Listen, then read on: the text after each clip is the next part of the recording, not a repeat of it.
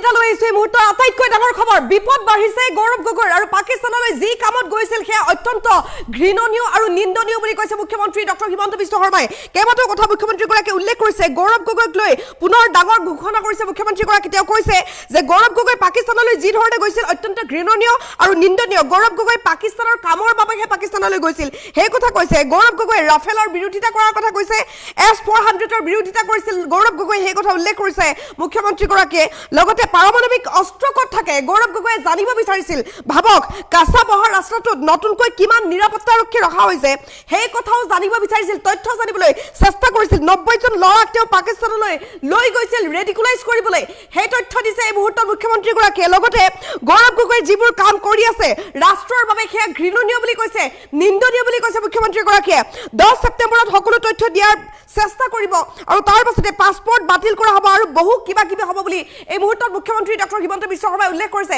লৈ আহিছো সবিস্তাৰ এই মুহূৰ্তত আটাইতকৈ ডাঙৰ খবৰ মুখ্যমন্ত্ৰী ডক্টৰ হিমন্ত বিশ্ব শৰ্মাই ডাঙৰ মন্তব্য কৰিছে গৌৰৱ গগৈক লৈ পুনৰ মুখ্যমন্ত্ৰীৰ ডাঙৰ মন্তব্য গৌৰৱ গগৈৰ মকসদ কি আছিল কৈ দিলে মুখ্যমন্ত্ৰীগৰাকীয়ে গৌৰৱ গগৈ পাকিস্তানলৈ যি ধৰণে গৈছিল সেয়া অত্যন্ত ঘৃণনীয় আৰু নিন্দনীয় বুলি কৈছে মুখ্যমন্ত্ৰী ডক্টৰ হিমন্ত বিশ্ব শৰ্মাই গৌৰৱ গগৈ পাকিস্তানৰ কামৰ বাবেহে পাকিস্তানলৈ গৈছিল গৌৰৱ গগৈয়ে ভাৰতৰ কামৰ বাবে যোৱা নাছিল পাকিস্তানৰ কামৰ বাবে পাকিস্তানলৈ গৈছিল গৌৰৱ গগৈয়ে লোকসভাত যিবোৰ প্ৰশ্ন কৰিছিল শুনিলে গাৰ নোম হিয়ৰি উঠিব আপোনাৰ গৌৰৱ গগৈয়ে ৰাফেলৰ বিৰোধিতা কৰিছিল গৌৰৱ গগৈয়ে ভাৰতৰ শক্তিৰ বিৰোধিতা কৰিছিল গৌৰৱ গগৈয়ে S-400ৰ বিৰোধিতা কৰিছিল যি আমাৰ সুদৰ্শন চক্ৰ বিৰোধিতা কৰিছিল গৌৰৱ গগৈয়ে পাৰমাণৱিক অস্ত্ৰ ক'ত থাকে তেওঁ জানিব বিচাৰিছিল ভাবক অনুমান কৰক মুখ্যমন্ত্ৰীগৰাকীয়ে কৈছে এই কথা কাছাব অহাৰ ৰাস্তাটোত নতুনকৈ কিমান নিৰাপত্তাৰক্ষী ৰখা হৈছে সেই তথ্য জানিব বিচাৰিছিল তেওঁ 90 জন ল'ৰাক তেওঁ পাকিস্তানলৈ লৈ গৈছিল ৰেডিকুলাইজ কৰিবলৈ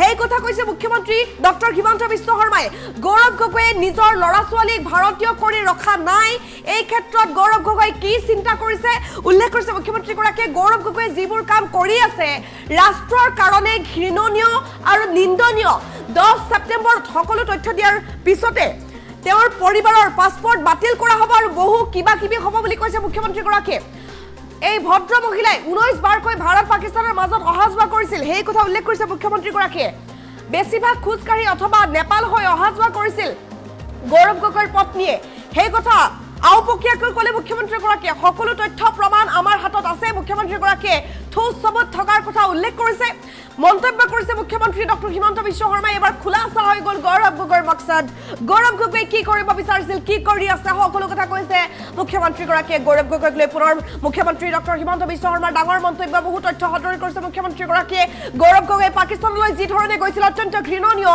আৰু নিন্দনীয় বুলি কৈছে মুখ্যমন্ত্ৰী ডক্টৰ হিমন্ত বিশ্ব শৰ্মাই গৌৰৱ গগৈ পাকিস্তানৰ কামৰ বাবেহে পাকিস্তানলৈ গৈছিল না ভাৰতৰ কামৰ বাবে তেওঁ পাকিস্তানৰ কামৰ বাবেই গৈছিল গৌৰৱ গগৈয়ে লোকসভাত যিবোৰ প্ৰশ্ন কৰিছিল শুনিলে গাৰ নোম হিয়ৰি উঠা প্ৰশ্ন সেইবোৰ গৌৰৱ গগৈয়ে ৰাফেলৰ বিৰোধিতা কৰিছিল বুলি ক'লে মুখ্যমন্ত্ৰী ডক্টৰ হিমন্ত বিশ্ব শৰ্মাই লগতে তেওঁ কৈছে যে S-400 যি আমাৰ ভাৰতৰ সুদৰ্শন চক্ৰ যি চীনা ডিফেন্সক হেক কৰিছিল তাৰ বিৰোধিতা কৰিছিল গৌৰৱ গগৈয়ে পাৰমাণৱিক অস্ত্ৰ ক'ত থাকে তেওঁ জানিব বিচাৰিছিল ভাবক গৌৰৱ গগৈৰ মকসদ কি কাছাব অহাৰ ৰাস্তাটোত নতুনকৈ কিমান নিৰাপত্তাৰক্ষী ৰখা হৈছে তেওঁ জানিব বিচাৰিছিল 90 জন ল'ৰাক তেওঁ পাকিস্তানলৈ লৈ গৈছিল ৰেডিকুলাইজ কৰিবলৈ সেই তথ্য সদৰি কৰিছে মুখ্যমন্ত্ৰী ডক্টৰ হিমন্ত বিশ্ব শৰ্মাই গৌৰৱ গগৈয়ে নিজৰ ল'ৰা ছোৱালীক ভাৰতীয় কৰি ৰখা নাই উল্লেখ কৰিছে মুখ্যমন্ত্ৰীগৰাকীয়ে গৌৰৱ গগৈয়ে যিবোৰ কাম কৰি আছে ৰাষ্ট্ৰৰ কাৰণে ঘৃণনীয় আৰু নিন্দনীয় 10 ছেপ্টেম্বৰত সকলো তথ্য দিয়াৰ পিছত তেওঁৰ পৰিবাৰৰ পাছপোৰ্ট বাতিল কৰা হ'ব আৰু বহু কিবা কিবি হ'ব এই ভদ্ৰ মহিলাই 19 বাৰকৈ ভাৰত পাকিস্তানৰ মাজত অহা যোৱা কৰিছিল ক'লে মুখ্যমন্ত্ৰীগৰাকীয়ে বেছিভাগ খোজকাঢ়ি অথবা নেপাল হৈ অহা যোৱা কৰিছিল ক'লে মুখ্যমন্ত্ৰী ডক্টৰ হিমন্ত বিশ্ব শৰ্মাই সকলো তথ্য প্ৰমাণ আমাৰ হাতত আছে বুলি ক'লে মুখ্যমন্ত্ৰী ডক্টৰ হিমন্ত বিশ্ব শৰ্মাই মুখ্যমন্ত্ৰী ডক্টৰ হিমন্ত বিশ্ব শৰ্মাৰ ডাঙৰ মন্তব্য আহিলে এবাৰ গৌৰৱ গগৈক লৈ বহু তথ্যৰ কথা সদৰি কৰিছে গৌৰৱ গগৈক লৈ পুনৰ মুখ্যমন্ত্ৰীৰ ডাঙৰ মন্তব্য মুখ্যমন্ত্ৰী ডক্টৰ হিমন্ত বিশ্ব শৰ্মাই কি কৈছে শুনক এখেত কাৰ নিমন্ত্ৰণত গ'ল এখেতে কাক জনাই থৈ গ'ল সেইখিনিতো কোনেও নাজানে আৰু মই আজি আপোনালোকক এটা কথা কৈছোঁ, তেওঁ যি ধৰণে গৈছিল আৰু য'ত গৈছিল অত্যন্ত ঘৃণনীয় আৰু নিন্দনীয়। মই ৰেডি হৈ আছোঁ। অত্যন্ত ঘৃণনীয় আৰু নিন্দনীয় জেগাত তেওঁ গৈছিল। মানে মই ক'লো নহয় যে মোদী ডাঙৰীয়া য'ত গৈছিল ৰাষ্ট্ৰৰ কামত গৈছিলে, তেওঁ য'ত গৈছিলে পাকিস্তানৰ কামত গৈছিলে। ঘৃণনীয় নিন্দনীয়। আৰু তেওঁ লোকসভাত যিবিলাক প্ৰশ্ন তাৰ পিছত কৰিছিলে আপোনালোকে শুনিলে আপোনালোকৰ গাৰ নোম শিয়ৰি যাব। তেওঁ ৰাফেলৰ বিৰোধিতা কৰিছিল, S-400ৰ বিৰোধিতা কৰিছিলে, নিউক্লিয়াৰ ৱেপন ক'ত থাকে তেওঁ জানিব চেষ্টা কৰিছিলে, কোষ্ট গাৰ্ডৰ যিটো ৰাস্তাৰে কাছাব আহিছিল সেই ৰাস্তাটোত নতুনকৈ কিমান ছিকিউৰিটি হৈছে সেইবিলাক জানিবলৈ চেষ্টা কৰিছিলে। আৰু 90জন ল'ৰাক তেওঁ পাকিস্তান এম্বেচিত লৈ গৈছিল ৰেডিকেলাইজ কৰিবৰ কাৰণে। তেওঁ নিজৰ ল'ৰা ছোৱালীক ভাৰতীয় কৰি ৰখা নাই। এতিয়া কৈছে মোৰ সৰু ল'ৰা ছোৱালী, সৰু কাৰণেতো আপুনি চিটিজেনশ্বিপটো পৰিৱৰ্তন কৰাব নালাগে। ডাঙৰ হ'লে নিজে যি কৰে কৰিব। তেওঁ আজি 4 বছৰীয়া 8 বছৰীয়া ল'ৰাজনক নুসুধাকৈ ল'ৰাজনৰ ভাৰতীয় নাগৰিকত্বটো পৰিৱৰ্তন কৰাৰ অধিকাৰ তেওঁ আছে নেকি? গতিকে যিবিলাক কাম তেখেতে কৰিছে ৰাষ্ট্ৰৰ কাৰণে ঘৃণনীয়, ৰাষ্ট্ৰৰ কাৰণে চিন্তনীয়। আৰু মইতো নিশ্চিত যে 10 ছেপ্টেম্বৰত এই ঘটনাবোৰ দিয়াৰ পিছত তেওঁৰ পৰিবাৰৰ পাছপোৰ্ট কেঞ্চেলো হ'ব আৰু বহুত কিবা কিবি একশ্যন হ'ব। কাৰণ এই ভদ্ৰ মহিলাগৰাকীয়ে ভাৰত আৰু পাকিস্তানৰ মাজত তেওঁ 19 বাৰ অহা যোৱা কৰিছে সেই সময়ত 19 টাইমছ, আৰু মেক্সিমাম খোজকাঢ়ি আৰু নহ'লে নেপালেদি। মানে চিধাকৈ দিল্লীত প্লেনত উঠিব লাগে, কোনো দিনে চিধাকৈ নাযায়, হয় আটাৰী বৰ্ডাৰ দি খোজকাঢ়ি নহ'লে ভায়া নেপাল। মানে একজেক্টলি যিবিলাক কৰা বুলি কাৰণে আমি মানুহক ঘিণ কৰোঁ, 19 বাৰ আপ এণ্ড ডাউন কৰিছে, 19 বাৰ 19 টাইমছ। এইটোতো অকল গৌৰৱ গগৈৰে নহয়, তেওঁৰ ঘৰৰ পত্নী বা যি আছিল 19 টাইমছ ইণ্ডিয়া পাকিস্তানৰ মাজত কোনে অহা যোৱা কৰিছে আজিলৈকে। গতিকে গোটেইবিলাকৰ প্ৰমাণ আমাৰ লগত আছে। কাগজখিনি দিল্লীৰ পৰা আহি পাওঁতে অলপ ফৰ্মেলি আহিবৰ কাৰণে সময় লাগে। মই মাত্ৰ অপেক্ষা কৰিছোঁ। আৰু মইতো বাৰে বাৰে কৈ আছোঁ, মই যদি ভুলকৈ কৈছোঁ মোৰ নামত কেছ এটা দিলেই হয়। আজিতো বহুতবাৰ তেওঁ কেছ দিম বুলি কৈতো দিয়া নাই। এইকেইদিন পটভূমি বনাই আছে, এইকেইদিন পটভূমি বনাই আছে যে মোদীও গৈছিল ময়ো গৈছোঁ। তাৰমানে আৰে মোদী আৰু তেওঁ একে নেকি? এখেত কাৰ নিমন্ত্ৰণত গ'ল, এখেতে কাক জনাই থৈ গ'ল সেইখিনিতো কোনেও নাজানে।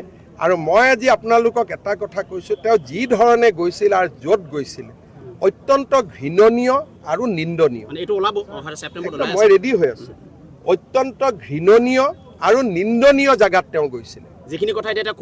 মানে মই ক'লো নহয় যে মোদী ডাঙৰীয়া য'ত গৈছিল ৰাষ্ট্ৰৰ কামত গৈছিলে, তেওঁ য'ত গৈছিলে পাকিস্তানৰ কামত গৈছিলে।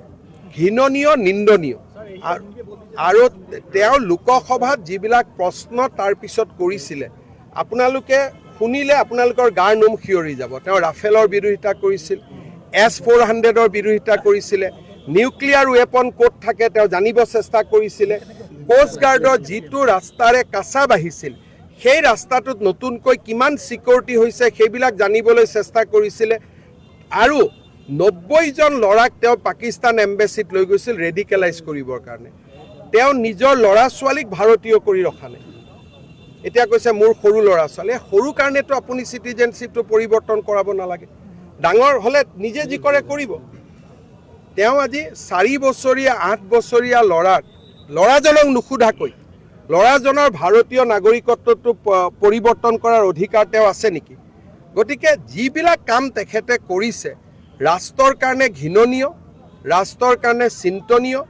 আৰু মইতো নিশ্চিত যে 10 ছেপ্টেম্বৰত এই ঘটনাবোৰ দিয়াৰ পিছত তেওঁৰ পৰিবাৰৰ পাছপোৰ্ট কেঞ্চেলো হ'ব আৰু বহুত কিবা কিবি একশ্যন হ'ব। কাৰণ এই ভদ্ৰ মহিলাগৰাকীয়ে ভাৰত আৰু পাকিস্তানৰ মাজত তেওঁ 19 বাৰ অহা যোৱা কৰিছে সেই সময়ত 19 টাইমছ, আৰু মেক্সিমাম খোজকাঢ়ি আৰু নহ'লে নেপালেদি। মানে চিধাকৈ দিল্লীত প্লেনত উঠিব লাগে, কোনো দিনে চিধাকৈ নাযায়, হয় আটাৰী বৰ্ডাৰ দি খোজকাঢ়ি নহ'লে ভায়া নেপাল। মানে একজেক্টলি যিবিলাক কৰা বুলি কাৰণে আমি মানুহক ঘিণ কৰোঁ, 19 বাৰ আপ এণ্ড ডাউন কৰিছে। 19 টাইমছ এইটোতো অকল গৌৰৱ গগৈৰে নহয়, তেওঁৰ ঘৰৰ পত্নী বা যি আছিল 19 টাইমছ ইণ্ডিয়া পাকিস্তানৰ মাজত কোনে অহা যোৱা কৰিছে আজিলৈকে। গতিকে গোটেইবিলাকৰ প্ৰমাণ আমাৰ লগত আছে। কাগজখিনি দিল্লীৰ পৰা আহি পাওঁতে অলপ ফৰ্মেলি আহিবৰ কাৰণে সময় লাগে, মই মাত্ৰ অপেক্ষা কৰিছোঁ। আৰু মইতো বাৰে বাৰে কৈ আছোঁ, মই যদি ভুলকৈ কৈছোঁ মোৰ নামত কেছ এটা দিলেই হয়।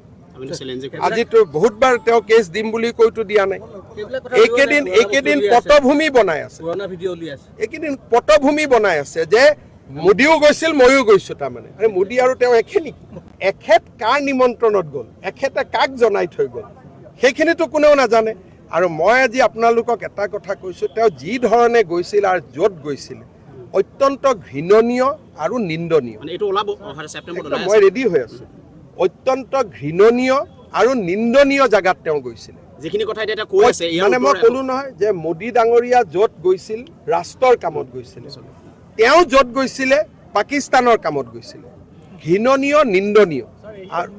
আৰু তেওঁ লোকসভাত যিবিলাক প্ৰশ্ন তাৰ পিছত কৰিছিলে আপোনালোকে শুনিলে আপোনালোকৰ গাৰ নোম শিয়ৰি যাব। তেওঁ ৰাফেলৰ বিৰোধিতা কৰিছিল, S-400ৰ বিৰোধিতা কৰিছিলে, নিউক্লিয়াৰ ৱেপন ক'ত থাকে তেওঁ জানিব চেষ্টা কৰিছিলে, কোষ্ট গাৰ্ডৰ যিটো ৰাস্তাৰে কাছা বাঢ়িছিল সেই ৰাস্তাটোত নতুনকৈ কিমান ছিকিউৰিটি হৈছে সেইবিলাক জানিবলৈ চেষ্টা কৰিছিলে। আৰু 90জন ল'ৰাক তেওঁ পাকিস্তান এম্বেচিত লৈ গৈছিল ৰেডিকেলাইজ কৰিবৰ কাৰণে। তেওঁ নিজৰ ল'ৰা ছোৱালীক ভাৰতীয় কৰি ৰখা নাই। এতিয়া কৈছে মোৰ সৰু ল'ৰা ছোৱালী, সৰু কাৰণেতো আপুনি চিটিজেনশ্বিপটো পৰিৱৰ্তন কৰাব নালাগে। ডাঙৰ হ'লে নিজে যি কৰে কৰিব। তেওঁ আজি 4 বছৰীয়া 8 বছৰীয়া ল'ৰাজনক নুসুধাকৈ ল'ৰাজনৰ ভাৰতীয় নাগৰিকত্বটো পৰিৱৰ্তন কৰাৰ অধিকাৰ তেওঁ আছে নেকি? গতিকে যিবিলাক কাম তেখেতে কৰিছে ৰাষ্ট্ৰৰ কাৰণে ঘৃণনীয়, ৰাষ্ট্ৰৰ কাৰণে চিন্তনীয়। আৰু মইতো নিশ্চিত যে 10 ছেপ্টেম্বৰত এই ঘটনাবোৰ দিয়াৰ পিছত তেওঁৰ পৰিবাৰৰ পাছপোৰ্ট কেঞ্চেলো হ'ব আৰু বহুত কিবা কিবি একশ্যন হ'ব। কাৰণ এই ভদ্ৰ মহিলাগৰাকীয়ে ভাৰত আৰু পাকিস্তানৰ মাজত তেওঁ 19 বাৰ অহা যোৱা কৰিছে। সেই সময়ত 19 টাইমছ আৰু মেক্সিমাম খোজকাঢ়ি আৰু নহ'লে নেপালেদি। মানে চিধাকৈ দিল্লীত প্লেনত উঠিব লাগে, কোনো দিনে চিধাকৈ নাযায়, হয় আটাৰী বৰ্ডাৰ দি খোজকাঢ়ি নহ'লে ভায়া নেপাল। মানে একজেক্টলি যিবিলাক কৰা বুলি কাৰণে আমি মানুহক ঘিণ কৰোঁ, 19 বাৰ আপ এণ্ড ডাউন কৰিছে, 19 বাৰ 19 টাইমছ।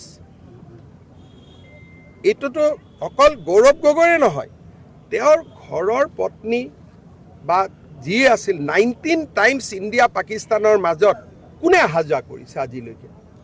গতিকে গোটেইবিলাকৰ প্ৰমাণ আমাৰ লগত আছে। কাগজখিনি দিল্লীৰ পৰা আহি পাওঁতে অলপ ফৰ্মেলি আহিবৰ কাৰণে সময় লাগে, মই মাত্ৰ অপেক্ষা কৰিছোঁ।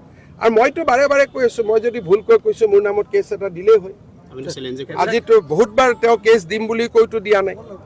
এইকেইদিন পটভূমি বনাই আছে, এইকেইদিন পটভূমি বনাই আছে যে মোদীও গৈছিল ময়ো গৈছোঁ। তাৰমানে আৰে মোদী আৰু তেওঁ একে নেকি? এখেত কাৰ নিমন্ত্ৰণত গ'ল, এখেতে কাক জনাই থৈ গ'ল, সেইখিনিতো কোনেও নাজানে। আৰু মই আজি আপোনালোকক এটা কথা কৈছোঁ, তেওঁ যি ধৰণে গৈছিল আৰু য'ত গৈছিল অত্যন্ত ঘৃণনীয় আৰু নিন্দনীয়। মই ৰেডি হৈ আছোঁ। অত্যন্ত ঘৃণনীয় আৰু নিন্দনীয় জেগাত তেওঁ গৈছিল। মানে মই ক'লো নহয় যে মোদী ডাঙৰীয়া য'ত গৈছিল ৰাষ্ট্ৰৰ কামত গৈছিল, তেওঁ য'ত গৈছিলে পাকিস্তানৰ কামত গৈছিলে। ঘৃণনীয় নিন্দনীয়। আৰু তেওঁ লোকসভাত যিবিলাক প্ৰশ্ন তাৰ পিছত কৰিছিলে আপোনালোকে শুনিলে আপোনালোকৰ গাৰ নোম শিয়ৰি যাব। তেওঁ ৰাফেলৰ বিৰোধিতা কৰিছিল, S-400ৰ বিৰোধিতা কৰিছিলে, নিউক্লিয়াৰ ৱেপন ক'ত থাকে তেওঁ জানিব চেষ্টা কৰিছিলে, কোষ্ট গাৰ্ডৰ যিটো ৰাস্তাৰে কাছা বাঢ়িছিল সেই ৰাস্তাটোত নতুনকৈ কিমান ছিকিউৰিটি হৈছে সেইবিলাক জানিবলৈ চেষ্টা কৰিছিলে। আৰু 90জন ল'ৰাক তেওঁ পাকিস্তান এম্বেচিত লৈ গৈছিল ৰেডিকেলাইজ কৰিবৰ কাৰণে। তেওঁ নিজৰ ল'ৰা ছোৱালীক ভাৰতীয় কৰি ৰখা নাই। এতিয়া কৈছে মোৰ সৰু ল'ৰা ছোৱালী, সৰু কাৰণেতো আপুনি চিটিজেনশ্বিপটো পৰিৱৰ্তন কৰাব নালাগে। ডাঙৰ হ'লে নিজে যি কৰে কৰিব। তেওঁ আজি 4 বছৰীয়া 8 বছৰীয়া ল'ৰাজনক নুসুধাকৈ ল'ৰাজনৰ ভাৰতীয় নাগৰিকত্বটো পৰিৱৰ্তন কৰাৰ অধিকাৰ তেওঁ আছে নেকি? গতিকে যিবিলাক কাম তেখেতে কৰিছে ৰাষ্ট্ৰৰ কাৰণে ঘৃণনীয়, ৰাষ্ট্ৰৰ কাৰণে চিন্তনীয়। আৰু মইতো নিশ্চিত যে 10 ছেপ্টেম্বৰত এই ঘটনাবোৰ দিয়াৰ পিছত তেওঁৰ